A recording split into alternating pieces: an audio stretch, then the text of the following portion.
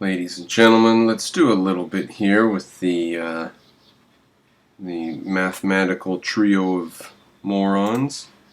But we have to be very skeptical about these claims of profundity because when examined, they don't always remain what they seem.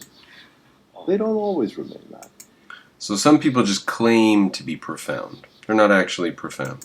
Gentlemen, let me name three names that all but remade modern consciousness. I think the three of you would agree with that formulation when you hear the names.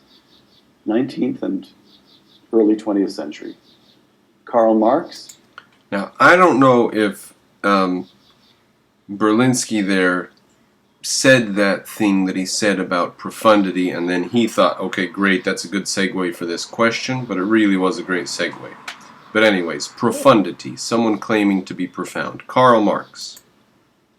No longer taken seriously. Alright, Karl Marx is on the out, right? Well, we can argue about that, couldn't we? Whether or not people believe in Marxism. Of course they do, but Karl Marx himself is not taken seriously. Everybody knows that Soviet Russia fell apart. Central control planning doesn't work. Everybody knows that. Why do people keep trying it? Why do we have central planning in education? Why do we have central planning in medicine? Why do we have central planning in banking? Why do we keep trying it if Karl Marx is discredited? So, I wish Karl Marx were discredited. It is a sign of the times that he's not discredited, that people still take him seriously. But no longer taken seriously. A few faculty lounges in American universities. Fundamentally, Karl Marx no longer taken seriously. Just the faculty lounges at American universities. Just our youth. Just the future generations. Those are the only people that take him seriously. Sigmund Freud. Fascinating, a few interesting insights, but psychology has now moved so far beyond Freud that at universities across the country they're renaming the departments of psychology and brain sciences.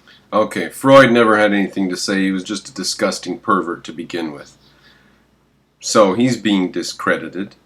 Marx, we wish would be discredited. Freud, by the way, is discredited, but psychoanalysis is still in a real mess. Right? Psychiatrists are real loony bins, most of them. Right? There's the self-esteem and positive psychology movements that are somewhat reasonable, but psychoanalysis and the hoity-toity upper class of psychology are really weird people. Okay, so he's making kind of a weak case here, right? Marxism, pretty strong still. Freud in psychoanalysis, okay, yeah, people don't take him too seriously, but he never had anything to say anyway. It's not like he was some sort of scientist like Darwin or Newton or Galileo, right? So, of course, Freud's being dismissed. Marx, who was just a charlatan, right? He's just a Kantian subjectivist who wrote about economics. He's just a charlatan. He's discredited and dismissed. Now, what kind of a list are we building here? We got Freud, who's an idiotic pervert, and Marx, who's a charlatan. Scanning brains, all right. And now we have Darwin. What the hell kind of list is this? What the hell kind of a list is this? And the three of you are taking him down too. No, they're not. They're just a bunch of idiots. Y'all are a bunch of frickin' morons. There's no God, the sky is empty, and yet we exist. Now let's come up with a theory. We don't need to come up with a theory. We've already got a theory. We just need to explain how it happened. We just need to go through the details. What a terrible state of affairs that these guys are taken seriously. Robinson and his little clique here. What a terrible state of affairs.